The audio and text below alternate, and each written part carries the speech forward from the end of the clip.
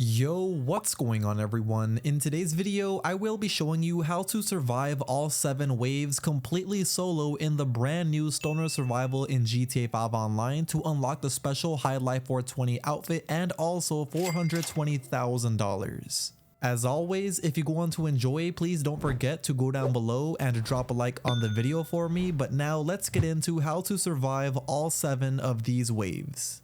Alright, so first things first, in order to start this brand new Stoner Survival, you will need to be at this exact location on the map between the times of 1620 and 2020 in-game time. It's actually right here at this exact location on the map right beside the Ron Alternates wind farm, so once over here at this location between those 2 times, you want to now go over to where this purple circle is at in front of this table and click right D-pad. From there you'll be put in a quick cutscene of you smoking a joint and then your character will hallucinate. Once he hallucinates and wakes up, you'll then be put inside of the special Stoner Survival, which this survival is very fun. Let's now go over how to survive all 7 of these waves because trust me, it is kind of difficult, especially as a solo player.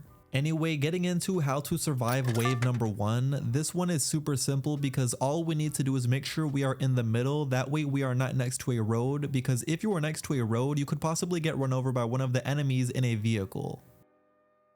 So as long as you were next to the trailers the entire time fighting these enemies, you shouldn't have any problems whatsoever, and these enemies are very simple to fight since it of course is the first round. I also would highly recommend during this first wave, and actually the first few waves, to not be using any of your personal snacks and body armor. I recommend actually using the pickup body armor and also pickup health.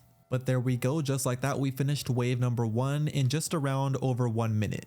Getting into wave number 2 though, this one arguably might be easier than the first one, funny enough, because all we need to make sure is that we are careful for any of the enemies that come close to us. Also, if you want to make your life slightly easier, I definitely would recommend picking up that assault rifle on the ground since it is way easier aiming with that gun. Because with that pickup assault rifle, you will be able to take out all of the enemies from a far distance away, which is exactly what you want because as I said, you don't want any of these enemies close to you because if they do get close to you, it could be a little bit overwhelming. And also make sure you take out the 2 enemies on the 2 towers because those guys can be quite annoying. And as long as you follow those steps, you should have been able to complete the wave number 2 with no problems whatsoever. In this case, I finished it in just over 1 minute once again. Wave number 3 is also a easy one because all we need to make sure in this wave is that we get a specific weapon, which is the Unholy Hellbringer, since that gun is way easier to shoot all of these enemies with. It's just over here in this secret room, so once you have this gun, you shouldn't have any problems whatsoever surviving this round. All you need to do is laser all of the enemies that come close to you. The one enemy I would be careful for is going to be the monkeys with the miniguns because they don't really shoot you directly, but if you do let them get close to you, they definitely could do some damage. During this wave, you might want to use some of your snacks. I wouldn't recommend using your armor, but you definitely will want to use a few snacks if needed. It's a really easy wave to survive, to be honest though, so you shouldn't have any problems. In this case, I survived mine in just over 1 minute. Okay, getting into wave number 4, this one is the easiest wave out of all of the waves in this entire survival, which is pretty funny, but all you need to do is come over to this exact location where I'm going right now, where there's going to be an RPG that you can pick up. Once you get this RPG, you want to wait for all of the clown vans to park their vans, and once they park them, you can then go up to each one of them and explode them with the RPG just like so. There will be a total of 5. And after you destroy all 5 clown vans, you'll then just complete the entire round just like so. You won't even need to take out any of the other enemies around the map. But yeah, that's why I said it's literally the easiest wave to complete out of all of the waves. In this case, I was able to finish mine in just over 1 minute. For wave 5, in my opinion, this is definitely the hardest only because there's so many different enemies coming towards you, it's a little bit overwhelming. But to make your life a little bit easier, you definitely want to pick up this heavy rifle over here on the map since this heavy rifle is so overpowered and literally mows through all of these enemies. Once you have the weapon though, the only tactic you want to make sure that you definitely do the entire time in this wave is that you take out all of the enemies from a distance and literally never let these enemies get close to you whatsoever. Because there are these enemies that are on fire, and if they get close to you and hit you, they will do a lot of damage, which trust me, you don't even want to deal with. You could see right there, I literally almost died if it wasn't for me quickly snacking up, so don't be shy to use all of your snacks and also your personal armor during this round. And as I said, you never want to let these enemies get close to you, so make sure you are constantly running away, and then once you have a distance away from the enemies, that is when you want to shoot them and take them out. Then basically just keep rinsing and repeating that process over and over again until you take out all of the enemies, and once you complete the entire wave, here is how much time it took me, just over 1 minute once again. Getting into wave number 6, this one is over in the Fort Zancudo airbase where you'll be fighting some enemies and also some aliens, which is pretty fun. It's only fun up until you realize that all of the agents you take out won't be taken out right away, because you'll notice once you take out an agent, they will respawn as an alien, so all of these enemies technically have 2 lives.